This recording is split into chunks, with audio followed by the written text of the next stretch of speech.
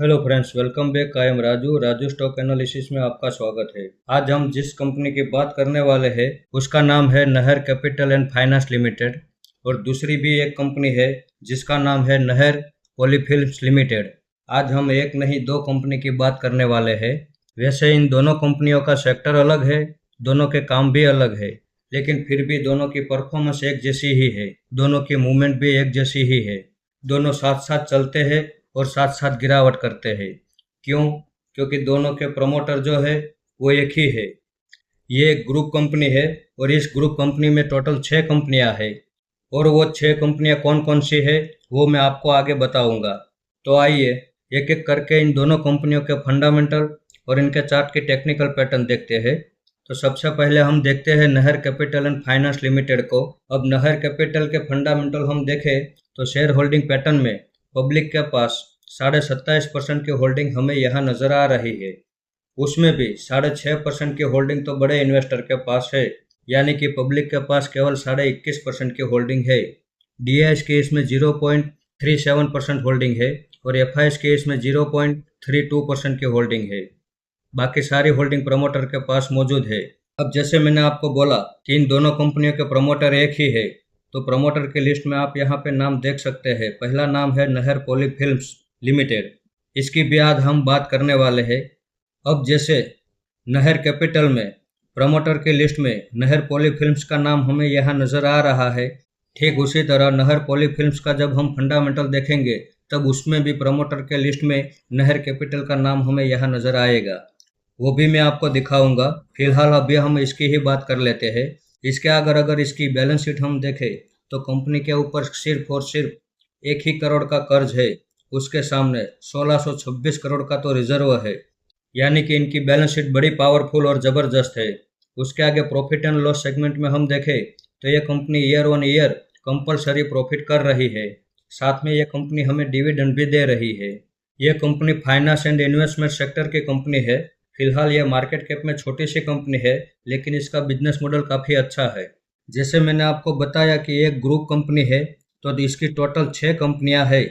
यहाँ पे सबके नाम आप देख सकते हैं। पहला नाम है मोंटे कार्लो फैशंस लिमिटेड, दूसरा नाम है ओसवाल वुलन मिल्स लिमिटेड, तीसरा नाम है नहर स्पिनिंग मिल्स लिमिटेड, चौथा नाम है नहर इंडस्ट्रियल एंटरप्राइज लिमिटेड और पांचवा नाम है नहर पॉलीफिल्म्स लिमिटेड।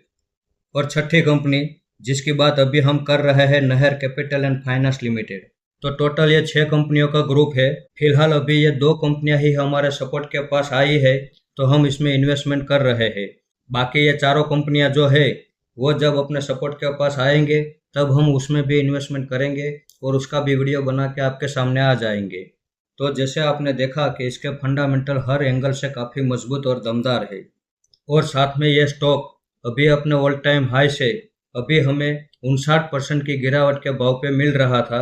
तो आज हमने इसमें यहाँ एक एंट्री कर ली है। 280 के भाव पे आज हमने इसमें इन्वेस्टमेंट कर दिया है। इसमें हमारा दूसरा सपोर्ट 170 रुपये के भाव पे रहेगा और तीसरा सपोर्ट 125 रुपये के भाव पे रहेगा।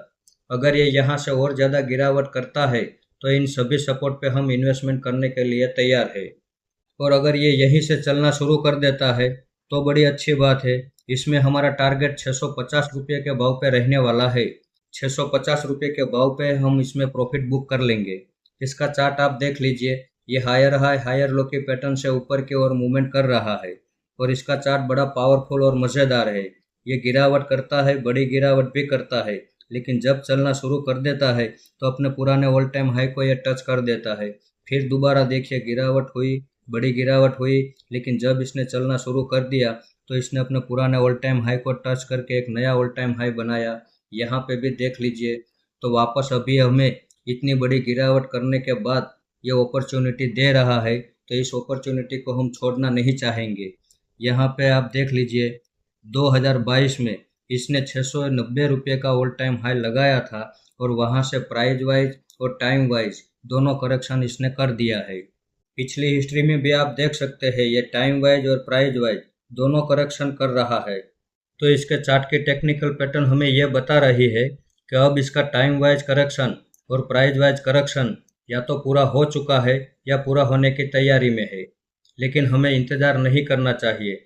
हम पहले यहाँ एक एंट्री तो ले ही लेंगे हो सकता है कुछ देर तक ये टाइम वाइज करेक्शन करे या प्राइस वाइज करेक्शन करे, तो उसके लिए हमें तैयार रहना पड़ेगा।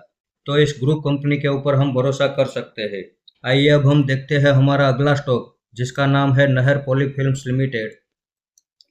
तो नहर पॉलीफिल्म्स लिमिटेड के फंडामेंटल हम देखें तो शेयर होल्डिंग पैटर्न में पब्लिक के पास 27.5% की होल्डिंग हमें यहाँ नजर आ रही है। उसमें भी 3.5% जितनी होल्डिंग तो बड़े इन्वेस्टर के पास है, यानी कि पब्लिक के पास केवल 24% जितनी होल्डिंग है। DIS के इसमें 0.01% की होल्डिंग है। FIS के इसमें 0.03% की होल्डिंग है। सारी होल्डिंग प्रमोटर के पास मौजूद है। अब प्रमोटर की लिस्ट में जैसे मैंने आपको नहर कैपिटल एंड फाइनेंस के लिस्ट में नहर पॉलीफिल्म्स लिमिटेड का नाम बताया था, ठीक उसी तरह अब हम नहर पॉलीफिल्म्स लिमिटेड के फंडामेंटल में देखें तो यहाँ पे नहर capital and finance service limited का नाम नजर आ रहा है। तो इसका मतलब यह हुआ कि दोनों कंपनियों के प्रमोटर एक ही है। उसके आगे बैलेंस शीट में देखें तो कंपनी के ऊपर 111 करोड़ का कर्ज है, उसके सामने 847 करोड़ का तो रिजर्व है। इस हिसाब से इनकी बैलेंस शीट भी काफ़ी मजबूत और दमदार है।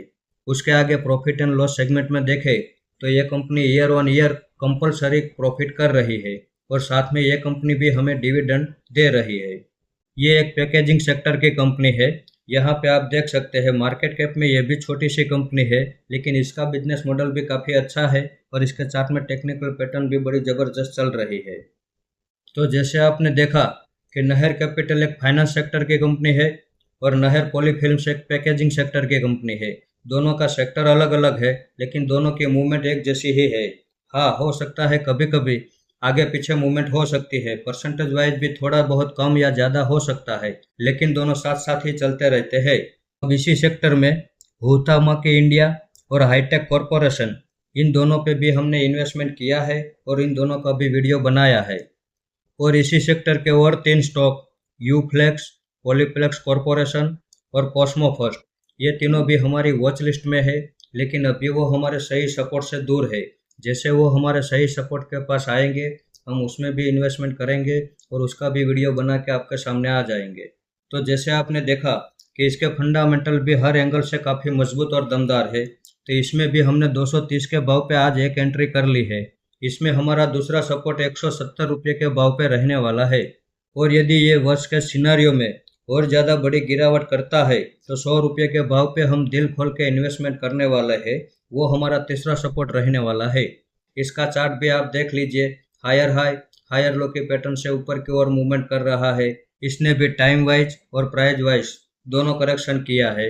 और इसके चार्ट में टेक्निकल पैटर्न जो चल रही है वो ये बता रही है कि ये जब भी चलना शुरू करेगा तो अपना जो लास्ट लो होगा वहाँ से या तो 10 गुना चलेगा या 20 गुना चलेगा।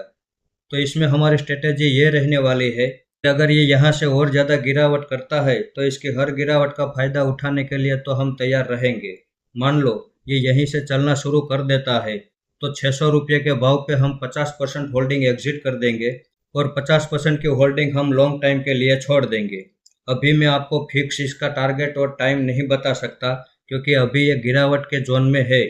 जब ये गिरावट के जोन से बाहर निकलेगा और वापस दोबारा 600 रुपये के हाई पे पहुंचेगा, उस वक्त मैं फिर से आपके सामने इसके ऊपर वीडियो बना के आ जाऊंगा और अगला जो बड़ा टारगेट होने वाला है उसकी बात भी मैं उसी वक्त आपको बता दूंगा और उसी बड़े टारगेट पे हम बाकी बची 50% होल्डिंग एग्जिट कर देंगे।